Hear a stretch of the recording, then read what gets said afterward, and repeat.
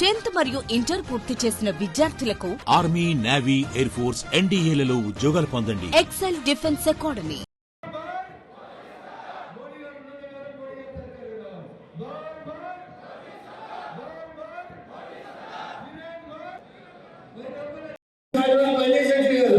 చాలా మంది మిత్రులు ఫోన్ చేసి చెప్తారు, ఆడవాళ్ళు ఎక్కువైపోయినాయి, కేసీఆర్ చూడలేము, ఈ దానికి ఒకసారి మోటార్ ఇస్తాం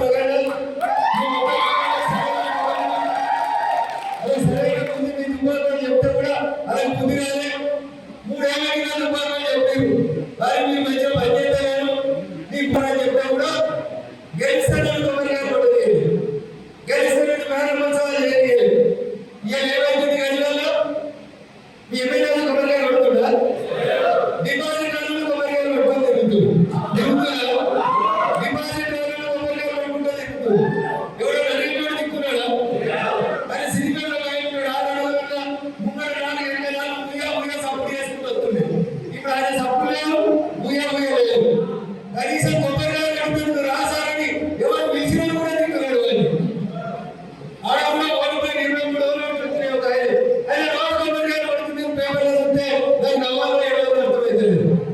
అయితే గెలిచిన కొట్టాలి, లేకపోతే మంత్రి కొట్టాలి.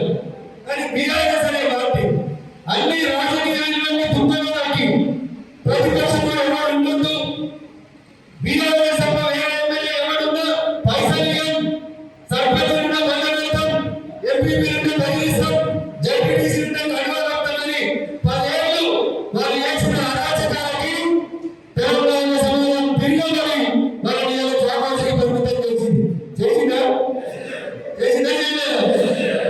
హరీష్ రావు మాట్లాడుతాడు ఎవరి యో తెలంగాణ వచ్చే ముందు ఎవరు దవాఖానకు సర్కారు దవాఖానకు రాలంటే నేను పారిపోయేవాళ్ళము మేము వచ్చిన అందరూ సర్కారు దవాఖానగా వస్తామని చెప్తూ అవునా?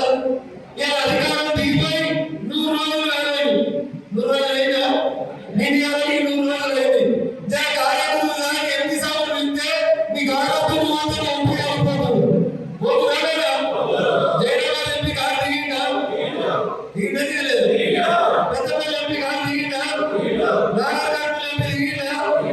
ఉన్నారా? ఎవరైనా దళపతి కార్యక్రమం నువ్వు నీ కారణాన్ని ప్రారంభం జరగబోతా ఓటు రాలేదా? ఎవరి బీఆర్ఎస్ ఎందుకు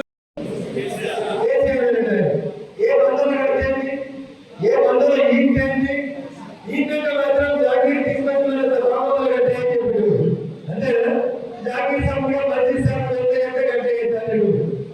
2018 కూడా అది గెలిచిన కాంగ్రెస్ గవర్నమెంట్ వేసుకొని చేసి మళ్ళీ చేస్తున్నాడా? ఇది చంద్రశేఖర్ గవర్నమెంట్ చేసి ఇది మంచి పద్ధతి కాదని 4 రోజులు స్టేట్ మీద సీనియర్ అందరూ ఏ పార్టీలో అయితే అల్లనే ఉండని సారు విద్యాసాగర్ గారు, ఓ పి జనార్దన్ రెడ్డి గారు, ఓ విఠల్ రెడ్డి గారు ప్రతిపక్షంలో ఉంటే కూడా అధికార పక్షానికి పైసలు ఎట్లొచ్చినాయో ప్రతిపక్ష ఎమ్మెల్యేలు కూడా పైసలు కొట్టాలి తెచ్చి. కానీ దురదృష్టం కొట్టడానికి వస్తున్న తెలంగాణలో ఎవరు ఉండదు. నేనున్నానే, నా కొడుకున్నానే, నా బిడ్డున్నానే, నా అల్లుడున్నానే, కొత్త పార్టీ గడపడానికి నువ్వు 10 ఏళ్ళు చేసిన దుర్మార్గాన్ని 100 రోజులు ముఖ్యమంత్రిగా మొదలుపెట్టి ఏమంటాడు?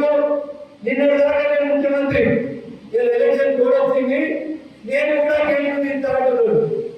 కుటుంబంలో దగ్గర గేట్లు తీసి కాలువలు చేసి రైతులకి నీళ్లు ఇస్తే నీ 100 రోజుల పాలనకి మేము కూడా సపోర్ట్ పెట్టి తగ్గలేదు.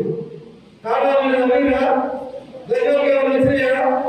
ఎన్ని మాటలు చెప్పినా కానీ ఏమన్నాడు? అరే 20 రోజులు రాకుండ్రి మానసిక